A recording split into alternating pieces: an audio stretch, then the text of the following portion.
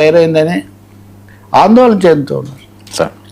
Sir సాహిత్య సమ్మేళనం 2026 రేపు ఎల్లుండి వర్మ విజయవాడలో సాహిత్య సమ్మేళనం విజయవాడ మాకినేని బసవపుర విజ్ఞాన కేంద్రంలో జరుగుతుంది. సాహిత్య స్రవంతి, దానికి నేను గౌరవాధ్యక్షుడిని. అది చాలా కాలంగా ఉంది. సాహిత్యశాలని గతంలో జరిపేవాళ్ళం.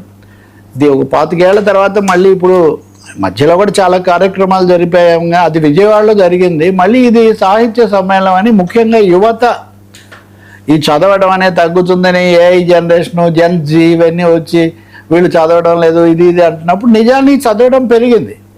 మన స్కూళ్ళ వార్షికోత్సవాలకు వెళ్తే కూడా పిల్లలు కూడా పుస్తకాలు ప్రచురిస్తున్నారు. ఎందుకంటే ప్రచురించడం అనేది ఇప్పుడు చాలా సులభమైంది. కొన్ని రకాల యాప్స్ కూడా వచ్చినటువంటివి ఉన్నాయి. కాబట్టి ఈ కొత్త యువ సాహిత్యకారులను సమీకరించడం దాదాపు ఇప్పటికే 100 మంది నమోదు చేసుకున్నారు, రిజిస్టర్ చేసుకున్నారు.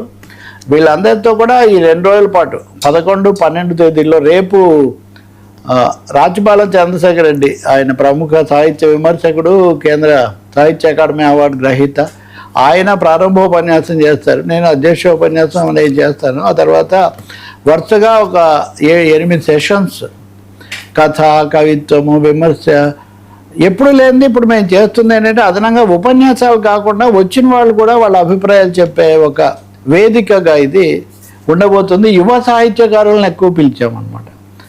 అంటే సీనియర్లు ఇప్పటికే బాగా పండిపోయిన వాళ్ళు అనేక కూడా కాకుండా వాళ్ళు కూడా ఉంటారు. కొత్త పాతల మేలు కలయికని గత కొద్ది రోజులుగా దీనికి విస్తృత సన్నాహాలు జరిగాయి. సో ఇది ఒక మంచి అనుభవం అవుతుంది. తెలుగు సాహిత్యము, అలాగే తెలుగు భాష. మూడవది భావ ప్రకటన స్వేచ్ఛ అనేదాన్ని సమర్థించటం.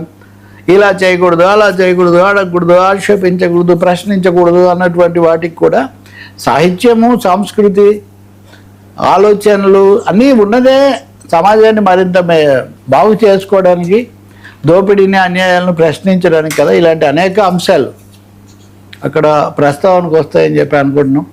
మీలాంటి సాహిత్య మిత్రులు, మన వీక్షకులు అందరూ కూడా వీటి జయప్రదానికి సహకరిస్తారని చెప్పి మేము అభ్యర్థిస్తున్నాం. థ్యాంక్ యూ సో మచ్ రావు గారు. ఇది ఈనాటి ఫ్రాంక్లీ విత్ తలపల్లి చేసి